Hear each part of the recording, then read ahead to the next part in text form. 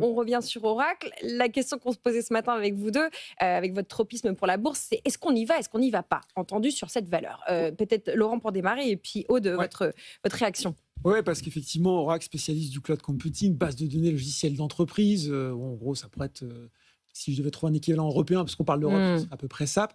Et puis, avec des trimestriels qui avaient été vraiment salués, une hausse de 13% du titre, avec vraiment des chiffres un petit peu meilleurs qu'attendus, bien sûr, portés par l'explosion du cloud et également des services avec de l'intelligence artificielle.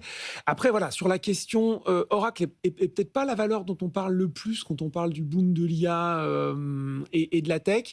On se rend compte quand même quand on regarde son graphique qu'elle est à un plus haut, qu'elle est même la plupart des analystes qui la suivent et qui sont plutôt positifs n'ont pas des objectifs de cours qui sont délirants. Je sais que Jeffries l'avait relevé à $220. La valeur cote aujourd'hui un peu plus de $200. On est à 208 $. $208, voilà. Et quand vous regardez, elle est à un plus haut historique. Donc, c'est un dossier que j'aime bien. C'est un dossier que je trouve un peu cher. Et pour ceux qui seraient tentés de prendre le train en marche, voilà, je trouve que le potentiel à très court terme à garder en tête, peut-être quand on veut un petit peu ne pas être toujours sur les mêmes valeurs de la tech US, mais on est quand même à un niveau un peu cher aujourd'hui sur Oracle.